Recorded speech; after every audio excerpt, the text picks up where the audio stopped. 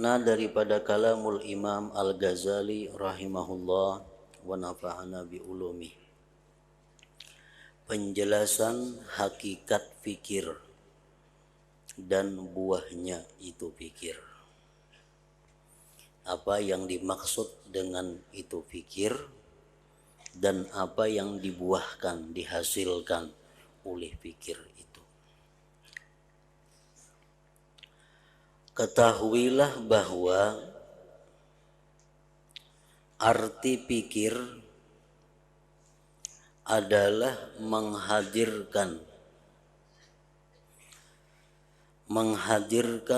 dua makrifat,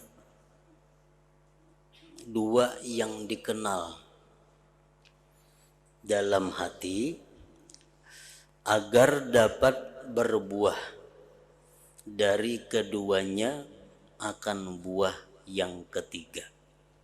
Nah, itu artinya fikir.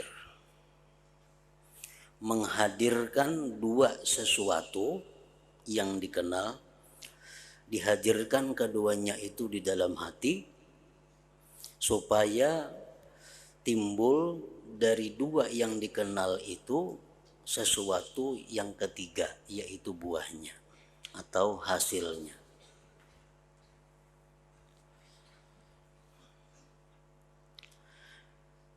Contohnya adalah orang yang cenderung kepada yang segera dunia. Orang yang cinta kepada dunia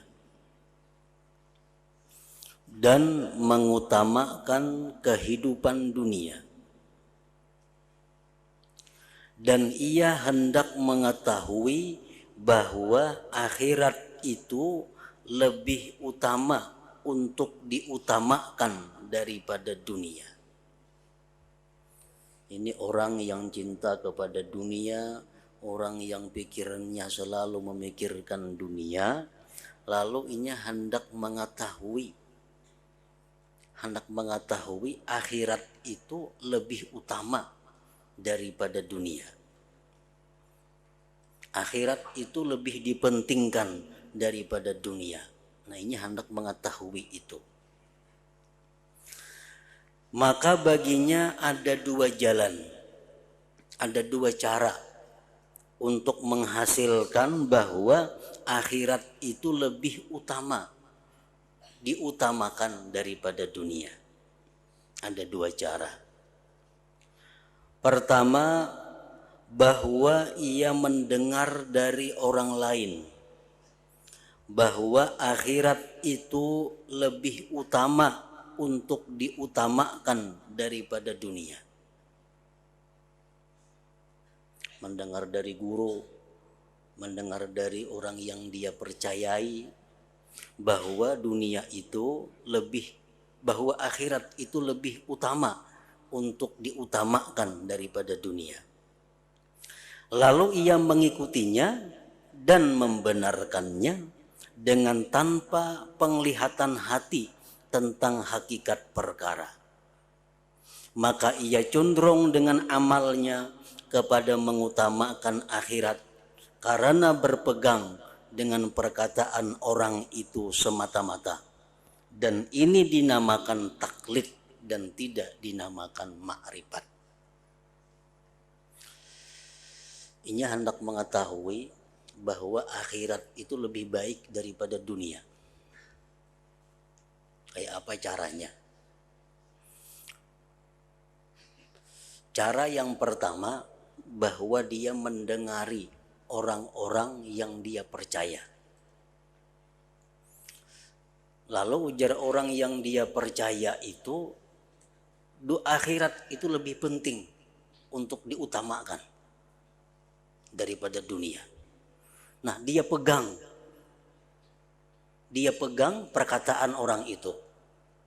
Lalu dia mengutamakan akhirat tanpa memikirkan kenapa akhirat itu lebih utama daripada dunia. Kada memikirkan itu, cumanya percaya bahwa ujar Sidin tadi akhirat lebih baik daripada dunia. Dia pegang itu, lalu dia beramal untuk akhirat, Nah ini orang ngarannya adalah taklid, mengikut, bukan ma'rifat, bukan melalui berpikir.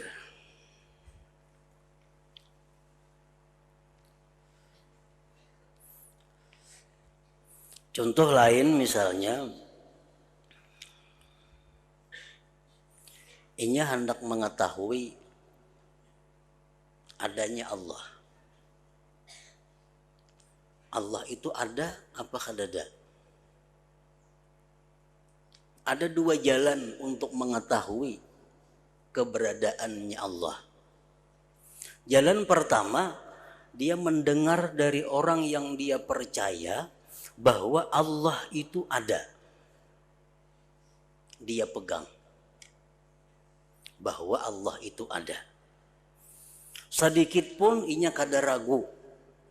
Walaupun badannya dicancang lawan pedang, tetap inya kada ragu bahwa Allah itu ada. Karena dia mendengar dari orang yang dia percaya. Nah ini ngarannya taklid. Taklid, bukan ma'rifat. Karena kada melalui proses pikir, semata-mata hanya mendengar keterangan dari orang yang dia percaya. Nah itu jalan pertama, jalan taklid. Nah untuk urusan-urusan yang sifatnya i'tikad, untuk urusan-urusan yang sifatnya dengan ketuhanan, taklid ini diperselisihkan oleh ulama. Ada yang mengatakan bahwa dia beriman tapi fasik karena meninggalkan berpikir. Ada yang mengatakan belum beriman kalau dia belum berpikir. Belum beriman kalau dia semata-mata hanya mengandalkan taklid, mengikut perkataan orang yang dia percayai itu. Apakah Allah itu ada? Ada. Kita kayak kenapa garang mengatakan Allah tuh ada? Aku ujar guruku Allah tuh ada. Jadi aku yakin, percaya Allah tuh ada. Nah orang seperti ini kalau macam itu halnya, beriman atau kada? Menurut pendapat ulama sebagian mengatakan ini orang beriman tapi dia berdosa karena meninggalkan berpikir. Ada yang mengatakan orang seperti ini belum beriman karena dia belum menggunakan fikir untuk menetapkan Allah itu ada. Nah jadi cara pertama taklid tadi.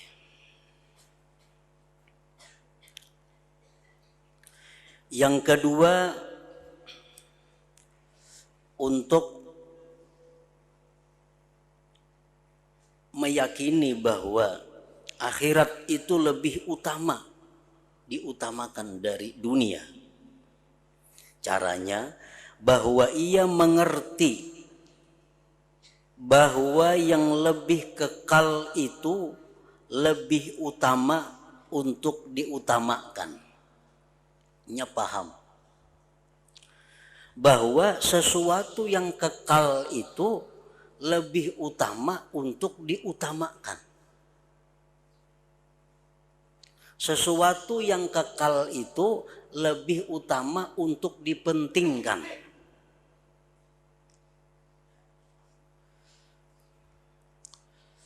Contohnya kita ada berisi duit 100.000 rupiah. Sedangkan kita tinggal di sini cuma 10 hari. Sesudah itu kita akan pindah ke Banjarmasin. Disitulah kita diam selama-lamanya. Dan di Banjarmasin itu kita kadada bisa mendapatkan duit. Hanya diam di situ. Di sini kita lagi 10 hari. Di Banjarmasin karena kita selamanya. Sedangkan duit ada cuma 100.000. Nah, apakah duit 100.000 ini kita habiskan untuk keperluan 10 hari di sini? Masa di Banjar karena sarah aja kayak apakah jadinya. Atau duit 100.000 itu kita gunakan di sini 10.000 aja, kayaknya 90 untuk kita sangu sagen di Banjarmasin bagana di sana. Nah, kalau kita berpikir, kalau kita punya akal, jelas kita kada menghabiskan duit 100.000 di tempat yang kita tinggal cuma 10 hari. Pasti kita akan menyimpan sagan bekal di Banjarmasin yang lama hidup di sana. Nah, duit itu adalah contoh daripada umur. Umur kita dalam dunia mungkin hanya sekian tahun dilabasakan. Di akhirat sepanjang masa. Nah, apakah umur ini kita gunakan untuk menghasilkan sesuatu yang pendek di dalam dunia ini, atau umur kita gunakan untuk kepentingan hidup di tempat yang selama-lamanya? Nah, kalau kita berpikir, kalau kita punya akal, jelas kita mengambil yang bahwa di dalam dunia ini kita gunakan untuk semasa ini dan sisanya untuk di akhirat kaina. Itu sudah jelas kalau kita punya akal yang sihat, aklun salim. Nah, ia mengerti, ia paham bahwa yang lebih kekal itu lebih utama untuk diutamakan.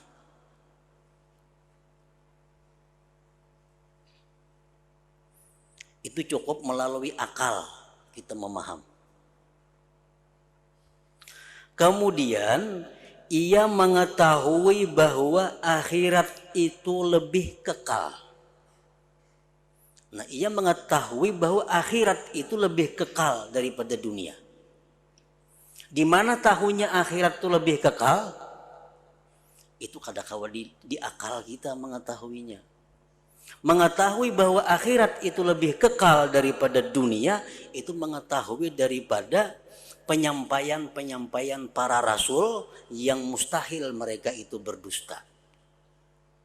Nah, di situ kita mengetahui para rasul, para anbiya Allah yang mereka itu mustahil berdusta mengatakan bahwa akhirat itu lebih kekal. Nah, jadi di sini ada dua yang kita kenal. Yang pertama kita kenal atau kita paham, yang kekal lebih utama dipentingkan dari yang kada kekal. Itu paham kita. Yang kedua, akhirat itu lebih kekal daripada dunia. Dua. Nah, dua ma'rifat ngarannya. Nah, dari dua ma'rifat itu, maka hasil baginya dari dua ma'rifat ini ma'rifat yang ketiga, yaitu bahwa akhirat lebih utama untuk diutamakan. Nah, itu sama dengannya jumlahnya.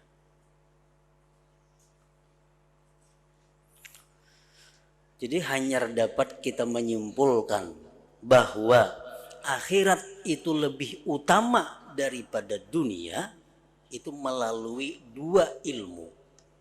Pertama, ilmu bahwa yang kekal lebih baik. Ilmu yang kedua, akhirat lebih kekal. Lalu hasil sama dengan akhirat lebih diutamakan daripada dunia. Nah, dan tidak mungkin untuk meyakinkan, mengetahui bahwa akhirat itu lebih utama untuk diutamakan kecuali dengan dua ma'rifat yang terdahulu. Ma'rifat yang pertama, kekal lebih baik dari yang kada kekal. Ma'rifat yang kedua, akhirat lebih kekal dari dunia. Nah, ma'rifat yang ketiga, bahwa akhirat lebih utama untuk diutamakan daripada dunia. Nah, itulah ngarannya adalah pikir.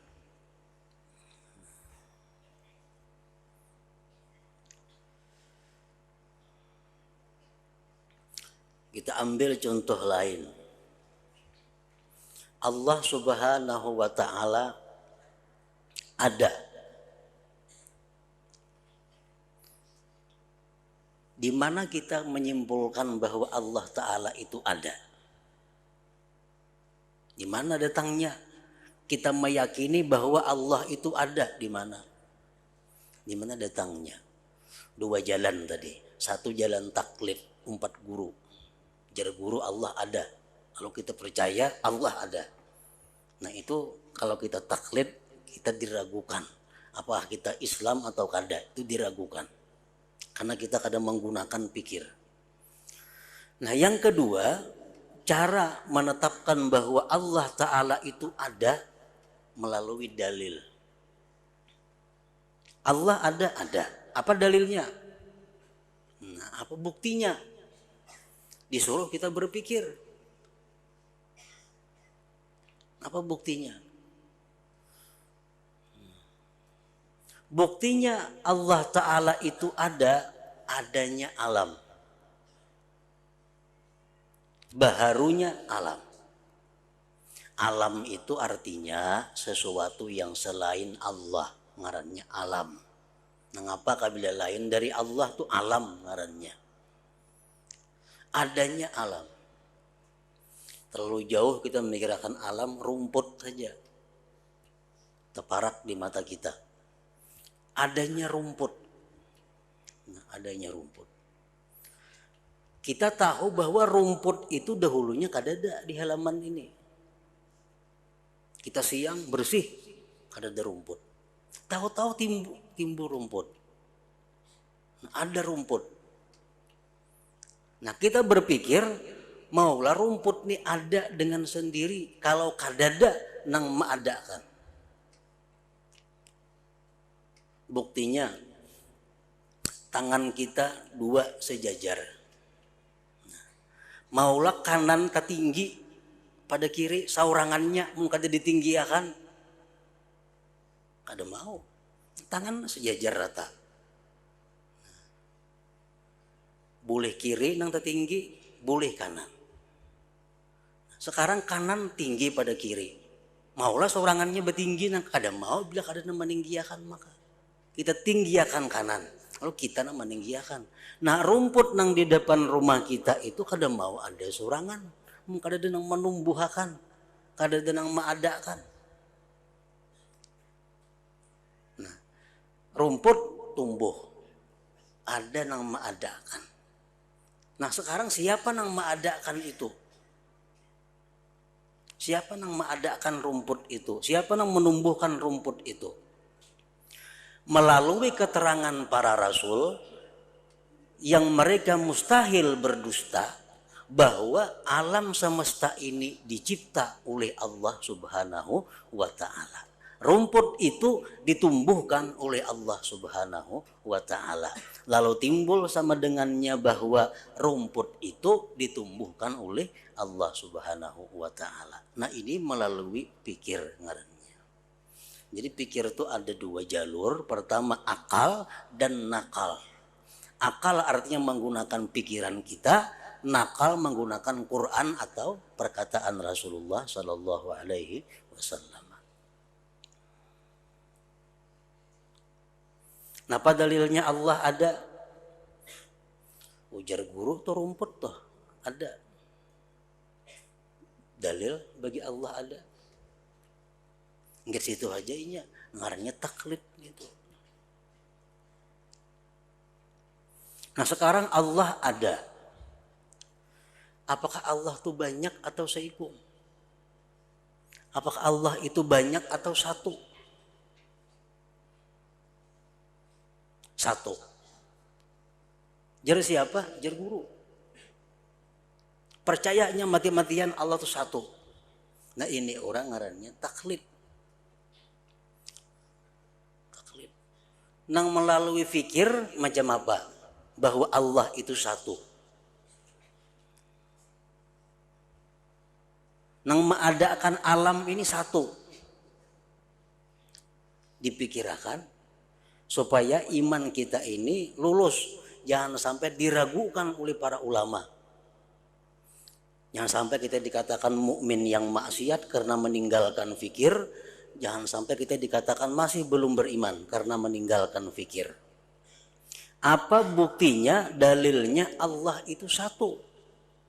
Aku sudah percaya bahwa Allah itu ada, percaya. Dalilnya tumbuhnya rumput tadi, adanya alam. Nah sekarang Allah tuh banyak apa satu? Buktinya apa kalau Allah itu satu? Nah dipikirkan lagi. Andai kata Allah Ta'ala itu banyak, ada satu, niscaya alam ini tidak akan terjadi. Alam kada akan terjadi. Kenapa kada terjadi? Karena kalau Allah nih dua, yang satu menghendaki adanya alam, yang satu menurut. Berarti yang menurut ini kada Allah ngarannya, umpatan Allah nang saikung ngarannya. Kada harap ini Tuhannya. Kalau nyaharat kedua-duanya, jasaikung ada alam, jasaikung kutiadakan, beperang keduanya hancur alam, kada ada kita. Saya kung hendak maadakan, saya kung hendak meniadakan. Bakarasan keduanya, kada mau jadi alam ini. Nah sekarang alam ini ada dengan teratur, malam siang datang tepat waktunya, matahari berputar tepat waktunya, menunjukkan hanya satu yang tukang atur itu. Siapa yang satu itu? Menurut para rasul, menurut manusia-manusia yang mustahil berdusta mengatakan yang satu itu adalah namanya Allah Subhanahu wa Ta'ala. Nah itu ngarannya melalui pikir. Bila kita melalui pikir itu, iman kita sahih, dikatakan benar.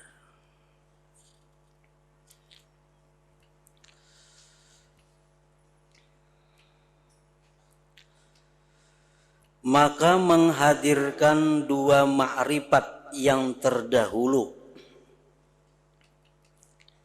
Maka menghadirkan dua ma'rifat yang terdahulu di dalam hati. Dua ma'rifat yang terdahulu apa tadi? Satu, yang kekal lebih utama untuk dipentingkan.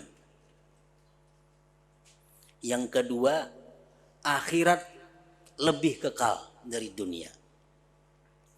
Nah, dihadirkan dalam hati itu. Untuk sampai kepada ma'rifat yang ketiga. Ma'rifat yang ketiga apa? Akhirat lebih utama dipentingkan dari dunia. Nah itu yang ketiga. Dinamakan tafakkur ngarannya. Nah kita mau ulah-ulah pikir kita. Yang kekal jelas lebih baik daripada yang hancur. Akhirat itu jar nabi-nabi mengatakan kekal. Nah, berarti akhirat itu lebih baik daripada dunia. Nah kita memikir-mikirkan macam itu, ngarannya tafakkur. Itu. Rumput dahulunya kada ada, sekarang ada. Berarti rumputnya ada yang menumbuhkan, kada mau tumbuh sendirinya. Pasti ada yang menumbuhkan. Nah siapa yang menumbuhkan ini?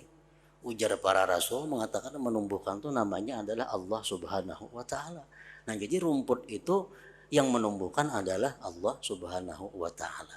Nah kalau kita maulah-ulah macam itu, ngarannya tafakkur.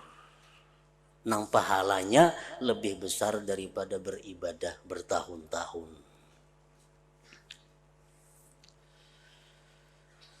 Dinamakan tafakkur dan i'tibar, tazakkur, nazar, ta'ammul, dan tadabbur. Macam-macam ngarannya. Kesemuanya itu ada disebut di dalam Al-Quran. Tafakkur contohnya. Law anzalna hadzal Qur'ana ala jabalin la ra'aitahu khashi'an mutasaddian min khasyiatillah wa tilkal amsalu nadribuha linnas la'allahum yatafakkarun.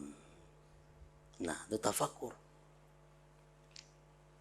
Andai kata kami turunkan ujar Tuhan itu Al-Quran atas gunung.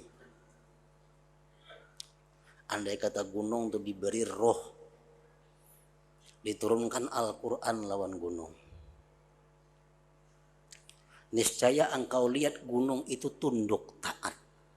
Dan dia pecah karena takut kepada Allah. Itu contoh kami jadikan ya Tuhan agar manusia itu bisa berpikir. Berpikir apa? Berpikir bahwa hati manusia itu lebih keras daripada gunung. Manusia disampaikan Al-Quran, disampaikan oleh para nabi, diperlihatkan mukjizat, tetap mereka kada beriman. Nah, andai kata gunung yang terdiri dari batu-batuan itu punya roh, diberi Al-Quran, niscaya mereka pecah takut kepada Allah Subhanahu wa ta'ala. Nah, itulah Allahum yatafakkarun, tafakkur. Dan i'tibar, iya juga ngarannya i'tibar. Allah Subhanahu wa ta'ala menceritakan tentang bagaimana pertolongan Allah kepada para sahabat dan nabi. Dengan sedikit orang bisa mengalahkan orang kafir yang begitu kuat dan banyak tentaranya. Dalam beberapa kejadian, orang-orang kafir yang begitu kuat banyak dihadapi oleh Nabi dan pasukan yang sedikit orang kafir bukahan. Lalu Allah di ujungnya mengatakan berfirman, fa'tabiru ya ulil albab. Pikirkanlah hai orang-orang yang berakal. Apakah karena ikam perang itu bisa menang atau karena pertolongan Allah? Orang beberapa ratus bisa mengalahkan beberapa puluh ribu. Bisa menang. Persenjataan kuat orang, pasukan banyak orang. Bisa kita menang. Fa'tabiru ya ulil albab. Pikirkan gitu Tuhan hai orang-orang yang berakal. Siapa yang memenangkan kalian itu? Apakah tenaga kalian atau Allah Subhanahu wa ta'ala? Nah, itu i'tibar. Fa'tabiru ya ulil albab. Tazakkur. Ya aja artinya. Innallaha ya'murukum bil adli wal ihsan wa ita'i dzil qurba wa yanha 'anil fahsya wal munkar wal bagh ya'izukum la'allakum tazakkarun. Allah menyuruh kalian dengan bersikap adil. Ihsan, memberikan sesuatu kepada keluarga. Allah melarang kalian dari perbuatan jahat dan munkar dan zalim. Allah memberikan nasihat kepada kamu yang demikian itu agar kalian bisa berpikir. Pikir. Allah melarang ini. Pikirkan. Kenapa garang Allah melarang ini? Tentu ada akibat-akibat nang negatif nang kada baik di dalam dunia dan akhirat. Allah menyuruh ini pasti ada kebaikan-kebaikan di dalamnya bagi kita di dunia dan akhirat. La'allakum tazakkarun. Tazakkur ngarannya. Bisa juga disebut nazar. Al-Quran mengatakan afala yanzuruna ilal ibili kaifa khuliqat. Afala yanzurun. Apakah mereka tidak nazar, tidak berpikir, tidak merenungi, tidak menghayati bagaimana itu unta diciptakan Allah. Unta ini binatang yang paling unik di antara sekian banyak keunikan binatang-binatang. Unta binatang yang paling kuat, binatang yang ada mempunyai tangki banyu. Unta seminggu kada minumnya ada bapak, kada bertemuan sumur. Unta kada bertemuan mata air seminggu kada bapaknya, dalam gulunya ada tangki stok banyu. Makanya binatang padang pasir ngarannya. Jadi bila minumnya itu 2 teng minum, 1 teng kapal 1 teng ditinggalnya. Nah, bila jalannya kada perlu ada sumur karena ada persediaan banyu. Nah, makanya Allah memerintahkan kita secara tidak langsung apala yang zurun ilal ibil kaifa khuliqat. Ta'ammul sama aja juga artinya. Dalam surat Kahfi Allah mengatakan al-malu wal banun zinatul hayatid dunya wal baqiyatus salihatu khairun inda rabbika sawaban wa khairun amala. Amala artinya mayu ammilul insan. Allah mengatakan bahwa harta, anak, bini, keluarga itu merupakan perhiasan di dunia. Itu perhiasan dunia. Kayak apa aja orang sugihnya, kayaknya, kalau kada berisi anak bini, kada baik, kada lengkap. Orang berisi anak bini, kada berharta, kada baik juga. Al-malu wal banun, harta dan anak itu perhiasan dunia. Lalu sambungannya wal baqiyatus salihatu, sedangkan baqiyatus salihat itu lebih baik pahalanya di sisi Tuhan engkau dan lebih baik itu yang dipikirkan oleh engkau. Sahabat bertanya, wahai Rasulullah, apa yang dimaksud dengan al baqiyatus salihat? Ujar Nabi, al baqiyatus salihat itu ialah subhanallah walhamdulillah wala ilaha illallah wallahu akbar wala haula wala quwata illa billah. Nah itu baqiyatus salihat. Lebih baik kita memperbanyak membaca itu, menghayati itu daripada mengurus atau mencari harta dan mengurus keluarga anak buah itu.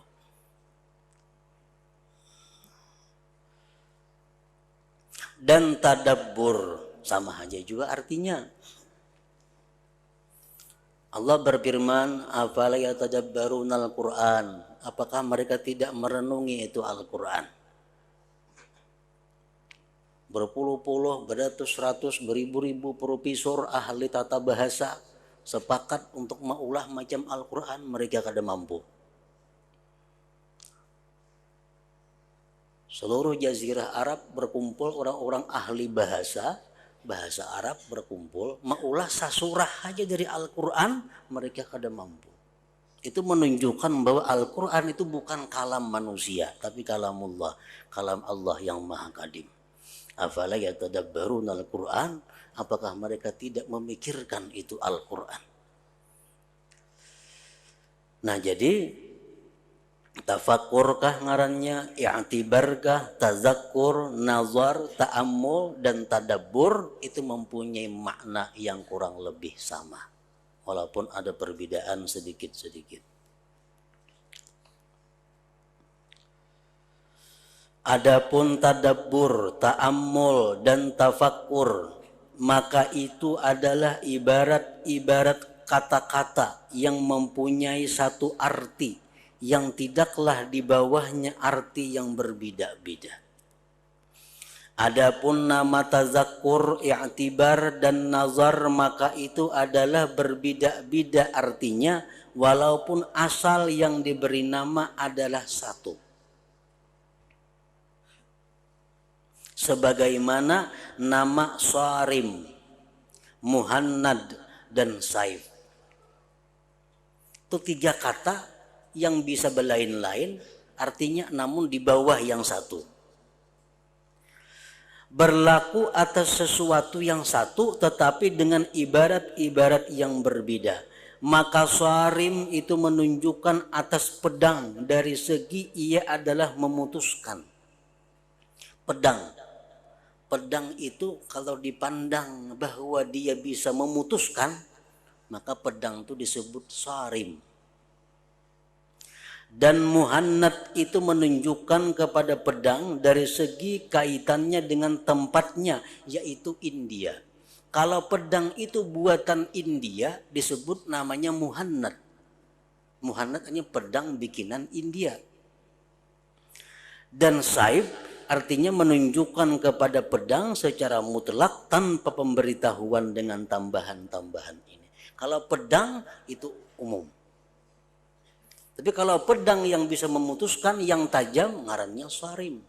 Kalau pedang itu olahan India, ngarannya Muhannad. Sama-sama pada pedang.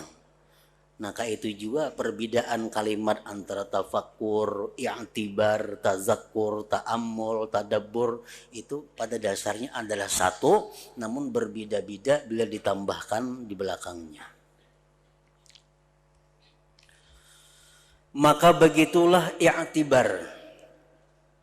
Itu berarti kepada menghadirkan dua ma'rifat dari segi bahwa ia melalui dari dua ma'rifat itu kepada ma'rifat yang ketiga. Nah, i'tibar. I'tibar itu adalah orang yang mendapatkan tiga ma'rifat. Ma'rifat pertama misalnya yang kekal lebih utama dipentingkan. Ma'rifat yang kedua, akhirat lebih kekal dari dunia. Ma'rifat yang ketiga, akhirat lebih utama dipentingkan dari dunia. Nah, permainan seperti itu ngarannya adalah i'tibar. Kalau melalui itu tidak terjadi dan tidak mungkin selain berhenti atas dua ma'rifat, maka disebut tazakkur, tidak nama i'tibar. Kalau hanya dua ma'rifat, ujarnya yang kekal lebih baik diutamakan daripada yang kada kekal. Akhirat lebih kekal. Cuma ingat dua itu aja. Nah itu ngarannya tazakkur, bukan i'tibar.